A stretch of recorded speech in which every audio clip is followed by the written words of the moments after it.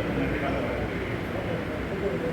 குறிப்பாக சொல்லணும்னாக்க நிறைய விஷயங்கள் பேசலாம். குறிப்பாக இன்னைக்கு இந்த கூட்டம் இவ்வளவு சிறப்பாக நடக்கிறதுக்கு காரணமாக இருந்த மரியாதைக்குரிய வாசத்துக்குரிய நமது மாநில மகளிரை பொறுப்பாளர் தேனியில் நம்ம சங்கம் ஆரம்பிக்கிறோம். நிறைய சங்கங்கள் இருக்கு. அனைத்து நாடு நாயக்கர் பேரவை அமைக்கணும்னு சொன்ன உடனே முன்வந்து செயல்பட்ட தம்பி பாலு இருக்கும். அது பற்றிய முத்துக்கமலம்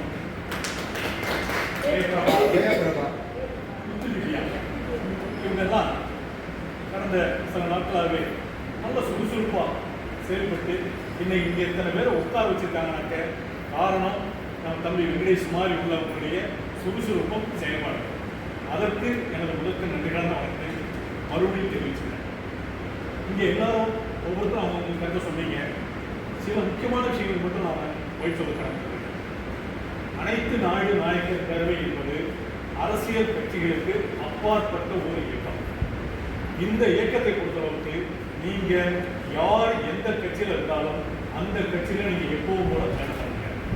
அதுல அனைத்து நாடு நாயக்கர் பேரவை எந்த வகையிலும் குறிக்கிறார்கள். ஆனால் நீங்க நமக்கு ஒரு உதவி செய்யணும்.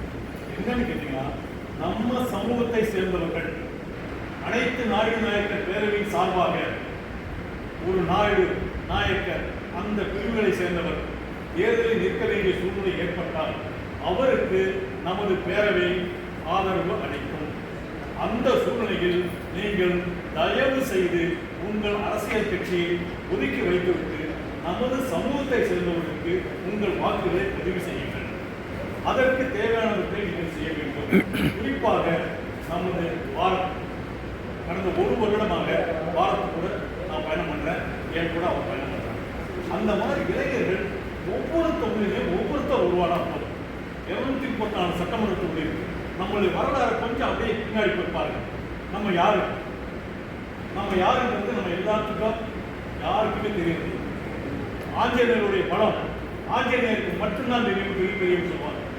நம்ம நாயக்கர்கள் யாரு? நம்ம விஜயநகர பேரரசு எங்கிருந்து வந்துச்சு?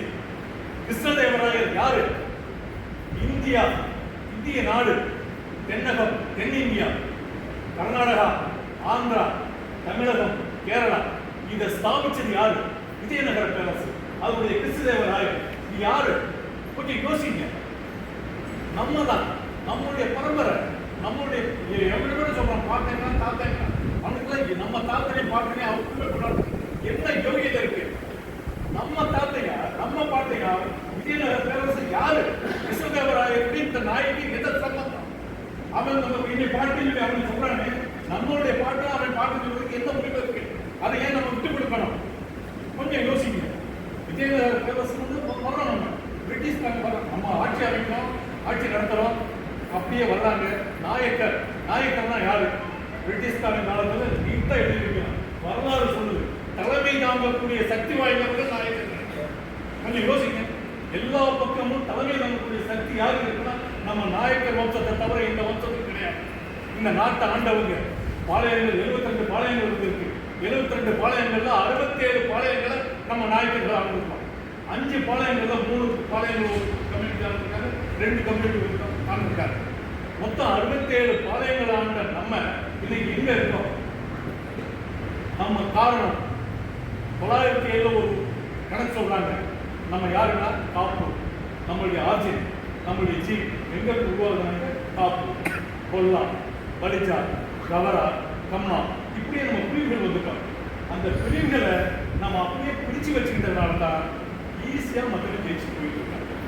நமக்குள்ள கவராவுக்கும் கம்மாவுக்கும் பிடிக்காது, கம்மாவுக்கும் பலிஜாவுக்கும் பிடிக்காது. என்ன யார் நம்மளாம் அண்ணன் தம்பிப்பா, அக்கா தங்கச்சிங்க, நம்ம உடன்பிறப்பு, நம்மளை ஏன் நம்ம பிடிச்சி வைக்கணும்? நம்மளாம் ஒன்று சேருவோம். அதாவது முதல் கட்டம் நம்ம இந்த பிரிவுகளை பிரிவுகள், உங்க பிரிவுகள் ஒவ்வொருத்தருக்கும் ஒரு பிரிவு இருக்கு. அந்த பிரிவுகள் தான் நம்மளுடைய முன்னோர்கள் கல்யாணம், காதலுக்கு, சடங்கு, இந்த மாதிரி விஷயங்களுக்கு எல்லாம் வழிமுறை வச்சிருப்பாங்க. அதை நீங்க பின்பற்றுங்க. அதில் யாருமே கொடுக்க வேண்டாம். ஆனால் பொதுவாக நாயக்கரும் ஒரு பிரச்சனை வந்துச்சாங்க. தம்பி சந்தோஷுக்கு ஒரு பிரச்சனை வந்துச்சு. அவர் எந்த பிரிவுன்னு யாராவது பார்த்தோமா? அவர் நாயக்கர், அவர் நாயுடு, நம்ம சமூகத்தை சேர்ந்தவர். எல்லாரும் குரல் கொடுத்தோம் இல்லையா? அதே மாதிரி எண்ணத்தை எல்லாரும் உருவாக்குங்க. இது உருவாக்குனாலே நம்ம நிச்சயம் அசைக்க முடியாது. அந்த சக்தி யாருக்குமே கிடையாது. அப்படியே பாருங்க, எந்த பதவிக்கும் பொறுப்புக்கும் ஆசைப்படாதவர்கள் யாருனாக்க நம்ம நாயகர். உங்களுக்கு எல்லாம் கூட தெரிஞ்சு ஒரு நல்ல அரசியல் தெரிஞ்சவங்க யாருமே அரசியல் தெரியாத வரதராஜ நாயுடு படிச்சிருப்பீங்க எல்லாருமே. 1907, 1920, 17 அந்த காலத்தில் பிறந்தவர். அரசியலுக்கு வர்றாரு. அரசியலில் காங்கிரஸ் பேரியக்கத்தில் ஒரு பெரும் தலைவராக உருவாகி வராது. காந்தி கூட பாரதியாருக்கு ரத்தத்தால் சுதேசி இயக்கத்துக்கு கையில் போட்டு கொடுத்த முதல் தெலுங்கன் நம்மால் எல்லாத்துக்கும் தெரியும். வரதராஜ நாயுடு, துப்பாக்கி நாயுடு பேர் வாங்கினவர்கள் அவர் தான். இன்னைக்கு அரசியல் கட்சிகளுக்கு எல்லா கட்சியுமே சாராயம் வாங்கி கொடுக்குது, பிரியாணி வாங்கி கொடுக்குது, பணம் கொடுக்குது கூட சேர்க்க. ஆனால் 1950, 40 அந்த காலகட்டத்தில் பெரியபுரத்தில் அவர் ஒரு கூட்டத்தை போட்டிருக்காரு. அந்த கூட்டத்திற்கு நுழைவு கட்டணம் மக்கள் கூட்டு போய் பார்த்துருக்காரு.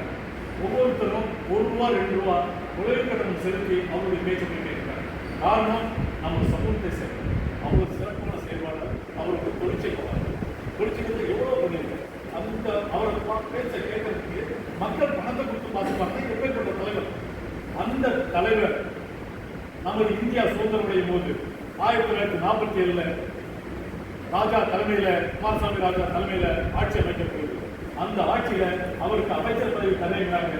எனக்கு பதவி வேண்டாம், நான் இந்த நாட்டுக்கு சுதந்திரத்தை நான் செய்ய அடுத்து ஒரு சான்ஸ் வருது. அப்பவும் கேட்கிறாங்க, எனக்கு அமைச்சர் பதவி தேவையில்லை என்றார். அடுத்து